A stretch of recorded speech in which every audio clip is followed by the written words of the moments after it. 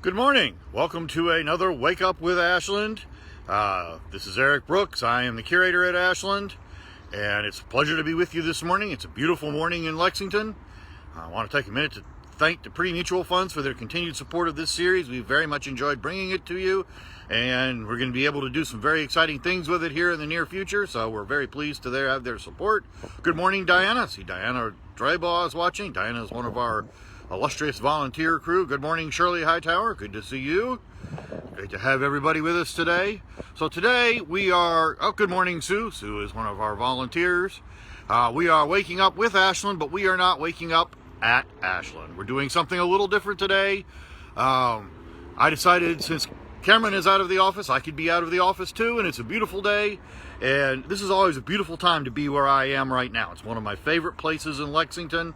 I always enjoy coming here, and there's always something to see. If you've never been, good morning, Mike, another volunteer. It's a great place to go, walk around, enjoy the surroundings. Where am I? I am at Lexington Cemetery, and this is Henry Clay's resting place. Good morning, Sandra. If you've never been to the cemetery, there's my wife, Twyla. Good morning, dear. Happy anniversary. We had our anniversary earlier this week. Hope our kitty LV is watching. She usually is. Good morning, Ron Blair, local author, and CG Johnson. Good morning to you all. But Lexington Cemetery is a really great place to visit. If you've never been, it's a beautiful, beautiful cemetery. This cemetery was opened in either 1848 or 49. Right in the middle of the 19th century, and it was part of a movement that came about actually in the 1830s, wherein cemeteries went from being things you found in a churchyard or on a private property to a municipal idea. And the first one of them was a cemetery called Mount Auburn, which was up in Boston. And the idea was to create a place that would be a place of civic pride, a place where people could come, this lady, walking dogs, and enjoy themselves, and also commune with the revered dead of a particular locale. Families could come and commune with their dead, so they were made to be park-like. They were much larger. Lots of landscaping, trees, ponds, sometimes waterfowl or peacocks, that sort of thing. So they were meant to be places to visit, places where you could come and spend the afternoon, maybe even bring a picnic. Good morning, Sarah. Ben, nice to have you with us. Ben is watching from Georgia. I have deep roots in Georgia, so I appreciate that. So anyway, this cemetery was created as part of that movement. It was the first such cemetery in Lexington, as far as I know. There were others that preceded it. Henry Clay had a plot at the old Episcopal Burying Ground, which is over on 3rd Street downtown, which was operated by the Episcopal Church and is the much more typical church burying ground with a whole bunch of rows of tombstones without a lot of trees or landscaping. It's a fairly compact cemetery, so that's the difference. Henry Clay had a lot of options. When he died, he could have been buried at the Congressional Cemetery in Washington. He could have been buried at Ashland. There were lots of places that I think would have been very pleased to have him, but he was very clear that he wanted to be buried at home in Lexington, and it had been given a plot in the cemetery by the founder of the cemetery when it opened. So he had a place to be buried. So that was what he wanted to do. Well, shortly after he died, a movement was formed here in Lexington to create a monument to Henry Clay. This was our most famous son, someone of great import, someone that I think Lexingtonians and many people around the country believed people would visit for many years after his death. So they wanted to create an appropriate monument. And the initial design for that monument that was submitted came from Cincinnati, and it was for a giant Gothic structure that would have housed Henry Clay's remains, a museum to his life. So had things gone differently, I might actually be working here in this cemetery, etc. But it was very large and would have been very expensive. Good morning, Julie Sumner. Nice to see you. So that ended up not working out. But the design that was chosen is the one that is here today. And you can see this is the monument, and it is actually, there are 3 parts to this structure. So starting at the bottom, step back, watch, I'm on a hill here, so if I go rolling down the hill, you know why. This bottom piece is done in the Egyptian style. The door to the monument is in what's called a pylon. If you look at Egyptian temple architecture, pylons were used to denote entrances to Egyptian temples. Egyptian art or Egyptian architecture was also often used for funerary purposes, because what are Egyptians known for? Tombs, burials. And so they're associated with that. Good morning, Luann Holmes. Thanks for watching. So the base part is Egyptian in style. On top of that, I'll step up here into the light a little bit, is a Greek column. This is a Corinthian column. There are 3 orders of columns in Greek architecture: Doric, Ionic, and Corinthian. And the Corinthian is considered the fanciest, the most ornate. If you look carefully up at the top, you can see it's got lots of flowers and things at the very top. So that's a Corinthian column. Standing on top of the Corinthian column is a statue of Henry Clay. And Henry Clay is facing towards the east, looking out towards his beloved Ashland, keeping an eye on his estate.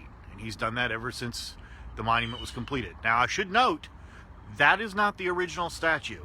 The original statue was hit by lightning. If you look carefully, you might be able to see the lightning rod there now. And unfortunately, it was decapitated. So they decided a headless Henry Clay wasn't going to do, so they took it down and replaced it. The fact of the matter is, there are actually 2 Henry Clays buried here. The other one is the statue, and it's buried somewhere here beside the monument. There are actually 2 Henry Clays buried on this hill. Incidentally, this is the tallest structure in the cemetery, and it is the only structure within this island, this section on which it stands. Good morning, Julie. It's always nice to have Julie with us. Patricia Witt, Bill Shepard, Jim Prince. Great to see everyone. Yes, poor Headless Henry indeed. Fortunately, like I say, they fixed that problem. So anyway, let's take a walk up here. See if they've actually opened. Ah, looks like the doors are open. Guess what? We're going to have a special treat. We're going to go inside. I always enjoy going inside. And they're very good to us here at the cemetery. We've been doing this a long time. Push the doors open. These are iron. They're very heavy. Well, there's Henry. That is his sarcophagus. You can see the quote at the bottom.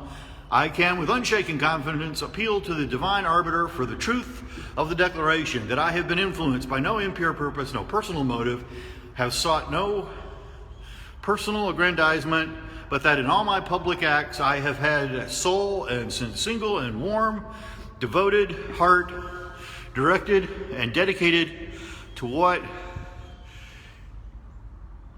it's hard to read, in my best judgment I believe to be in the interests of my country.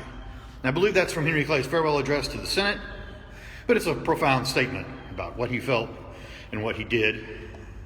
We'll come in here, you can see there is a wreath on the sarcophagus, and you see his name is in a different color stone than the white marble of the sarcophagus. You can see it's draped. Go over here and back. I don't know if you'll be able to see. There's another quote on the back, which I had rather be right than be president. Henry Clay's most famous quote. This sarcophagus and the one in which Lucretia reposes, this is Lucretia right here, were both created and donated by the man who did the sarcophagi for the reinterment of George Washington. So he provided these for Henry Clay. Good morning, Steve, another of our volunteers. Good morning, Tracy, Deborah.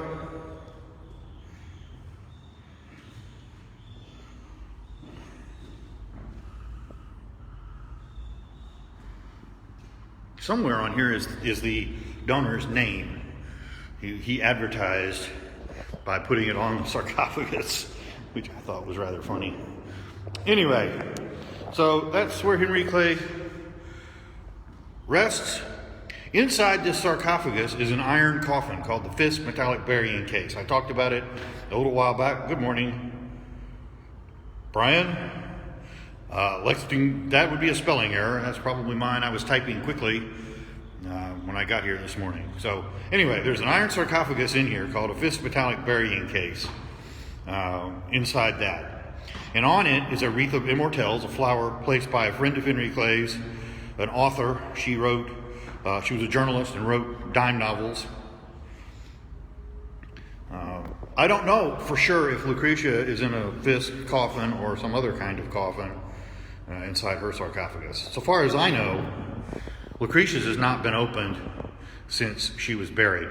Henry Clay's was opened in the 50s. There was some concern about water damage, so they opened it, inspected it, resealed it, and put it back. So this back here is an interesting item. We talked a little bit on Wake Up With Ashland about, I think, Henry Clay in South America. This was placed by a delegation from Venezuela who came in 1921. And if you buy my book, Ashland and Henry Clay Estate, the Arcadia Press book, which we have in our museum store. Good morning, Don. Good morning, Connie. The hempsters are watching. They've just harvested our hemp at Ashland, so you can go see it harvested there. Thanks for doing that, by the way. Check out our new hemp exhibit we just installed. But this was put in by a Venezuelan delegation, and they're on the cover of the Arcadia book that I did. This delegation came because Henry Clay was revered throughout South America as one of the people who supported emerging South American republics. He was a good friend, a friend and colleague of Simon Bolivar. There's actually a statue of Henry Clay in Venezuela. So you can see at the top the vault. I think light is supposed to be able to come through there. So now you've been inside the monument, something that isn't always the case.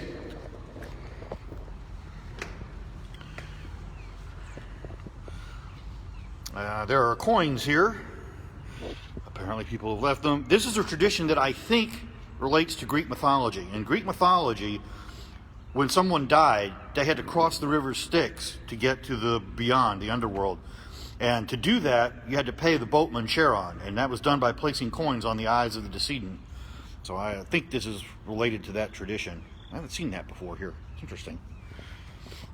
You see here a marker placed by a DAR chapter on June 29, 2002, the 150th anniversary of Henry Clay's death. And here's they also placed a marker here that explains the history of Henry Clay and the monument. So it tells you all about it.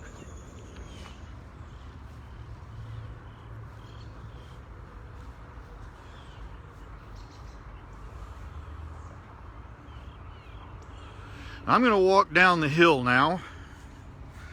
We're going to take a little walk fairly quickly. I won't spend a lot of time, but I'll show you some of the other family buried here. It's a pretty straight walk from the monument. I'll pick up speed when I get to the flat part here. Whee! Okay. So across the road from the monument and down just a little is a very important family plot. This is the closest family plot to Henry Clay. You see here, this is the resting place of Henry Clay's son John and his wife Josephine. They are buried under this monument. This is Henry Clay's daughter Eliza. This is a very, very sad story. She died in Lebanon, Ohio. If you're familiar with the Golden Lamb, they were in a hotel across the street. Henry Clay and Lucretia and the family were headed to Washington. Got to Lebanon. She became sick. So she got very ill, and they got a doctor and started treating her. And Clay stayed there for about a month to ensure that she was going to get better. And after about a month, he was pretty behind and needed to get to Washington. So he asked the doctor, "Do you think Eliza's going to be okay?" The doctor said, "Yeah, she seems to be recovering nicely. I think it's probably safe to say that she's going to be fine." So Clay left. Well, he gets to Northern Virginia, right across from D.C., stops at a tavern for the night, and sits down with a drink and maybe some dinner, and finds a newspaper. And he picks it up and starts to read, and there in the newspaper is his daughter Eliza's obituary. So she had died as he was traveling to D.C., and he found that out by reading the paper. And she was buried in Lebanon for many years. Josephine brought her back here in the late 19th century. So she rests here with the rest of the family. This is a fun tombstone. I like this one. That's Doc. Doc really shouldn't be here. And as per your request, Sue, That's Doc the dog. That's actually a St. Bernard that belonged to Josephine, and she wanted it here, so she buried him here. I think he's one of two in the cemetery, but they're not supposed to be here, technically. These are some of Josephine's descendants. Lucretia was Josephine's daughter. She married a man named Minor Simpson. These are some of her children. Her husband, Minor. Eugene Irwin Simpson. These are their children. Henry Clay Simpson. His son is very involved with Ashland. Henry Clay Simpson Jr. Josephine. She died in 2017. So people are still buried here. Members of the family, if they so desire, can be buried in these plots. So this is a very recent one.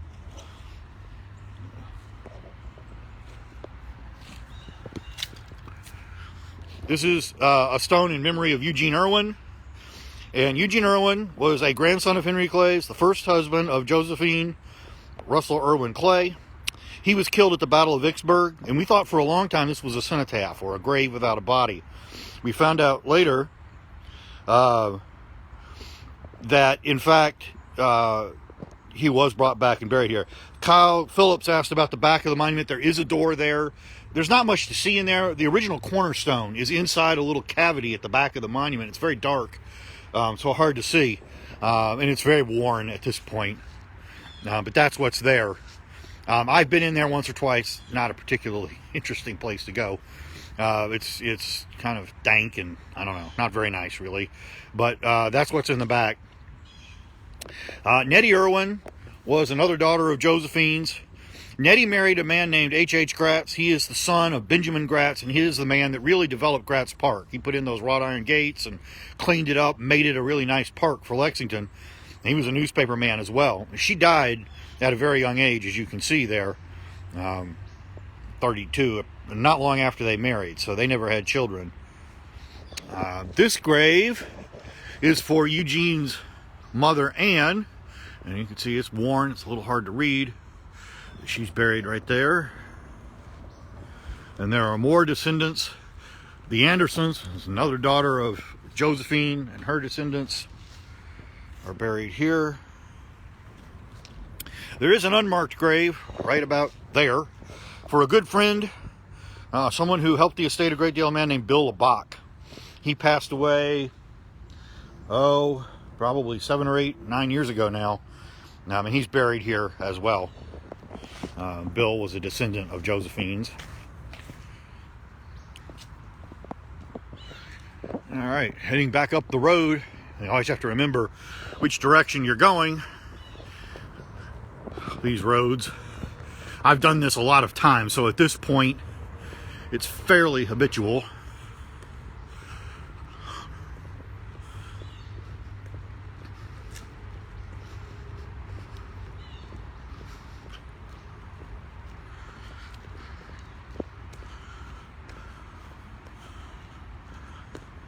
And our next stop is right up there. You can see that large, low-lying monument. Those are the McDowells. That's Henry Clay and Anne Clay McDowell. Henry Clay's granddaughter, Anne. Henry Clay Jr.'s daughter. They lived at Ashland from 1882, this branch of the family, until 1948. There's several of the McDowell children. Henry Clay McDowell Jr. I believe this is his wife, Thomas Clay McDowell, breeder and owner of Allendale, who won the 1902 Kentucky Derby. Ron, you're correct. It was struck twice. And after the second time, it lost his head. That's Henry Bullock, the last resident of Ashland, son of Nanette McDowell Bullock. How many Henry Clay children are buried in this cemetery? Oh, make me do math. Well, let me count the ones that are not. Henrietta is not. We aren't sure where she is buried. I think she might have been buried at the Old Episcopal Burying Ground. Susan is not. She was buried in New Orleans. Henry Jr. is buried in Frankfort. Laura is buried in Washington. I believe all the rest are. So that would be 7 of the 11 are buried here. Madeline McDowell Breckenridge You can see here, in fact, we're coming up on the centennial of her passing. November 25th of this year will be the centennial of that. Somebody has placed a flag. On election day, you might want to come visit Madeline. This will be the centennial of the right to vote for women. So, the oldest grave in the cemetery, I don't know. I haven't researched it. I don't know who the first person buried here was. If you go to their website, they have a very nice website, and it might say that.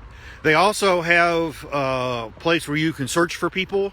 It appears to me that they've been redeveloping the website and that is not yet fully functional. So you may have to check back. There's Nanette McDowell Bullock, who created the Henry Clay Memorial Foundation and preserved the house. Her husband, Thomas. There's Ann and Henry Clay McDowell.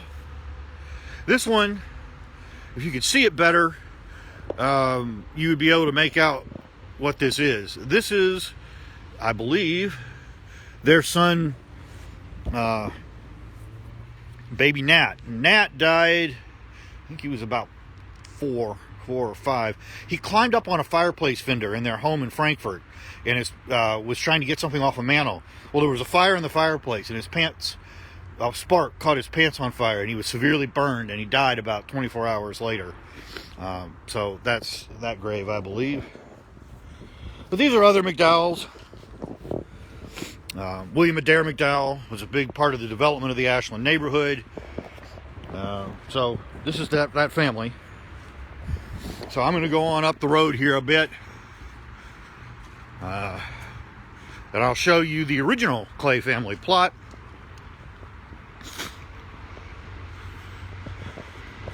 Which is on up the road of peace.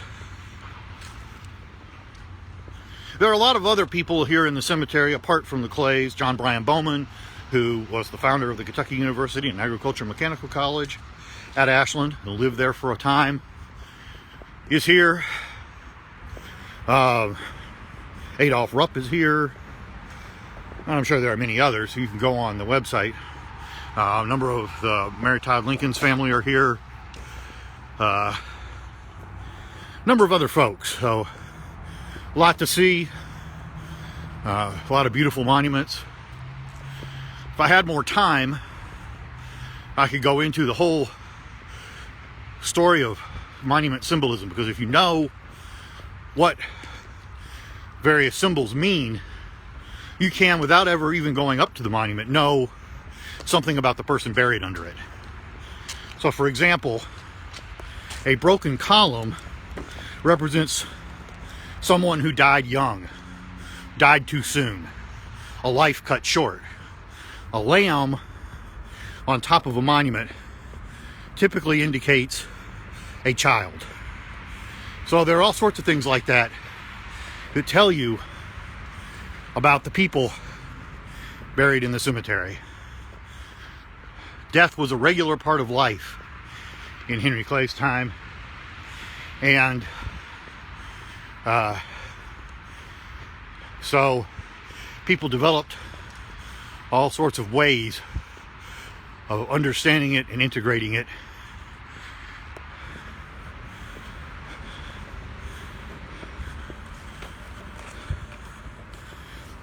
And I have landmarks like this red monument for Coleman and Sutton.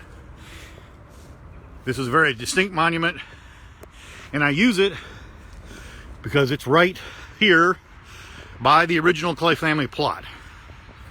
So this is the plot Henry Clay was given when the cemetery was opened, and that is the first person buried in it. This is Henry Clay's mother. She was buried on the family farm that she and her husband owned in Versailles, which is still there. It's a private farm, but Clay had her moved and reinterred here. Unfortunately, I don't know what happened to Mr. Watkins, her husband, Henry Clay's stepfather. He may still be there. Blake Amber Boggs asked the question about whether Henry Clay, was there any discussion of burying him at Ashland? Not much. Clay was very clear in his wishes about being buried here amongst the people he loved, the city that he loved, in a place where they could easily visit. So I don't really think there was ever any significant discussion of him being buried there. There was never any history of burying anyone there that I know of. We've never found on the Clay farm any graves of anybody. So it may have been that they made a decision sometime early on not to ever bury anyone there, as far as I can see. But no, they did not ever discuss that particularly. So there are a number of other people here. The James B. Clay family is here. James B. Clay, of course, is a son of Henry Clay. On this end, I'll come around to the front side. This is the family of Thomas Hart Clay, another son of Henry Clay. He married Mary Mcdowell, so some of the Mcdowells of Mcdowell Park are buried here. I believe that's Thomas's grave right there. Yes. So that's their family. This is probably the most recent burial of a family member in the Lexington Cemetery. 2015, Lucy Clay Boyajian. She was a descendant of James's. Good morning, Christy. Another Henry Clay descendant. Nice to see you today. She was buried here. Again, if there is space and if the family permits, this can still be done. And she wanted to be buried here, and the family, of course, was perfectly willing to do that. So she is buried right there. These are all descendants of James's on this side. His children, many of their spouses and children. So that's all of these. These were all replaced at some point. These were, good morning, Wood.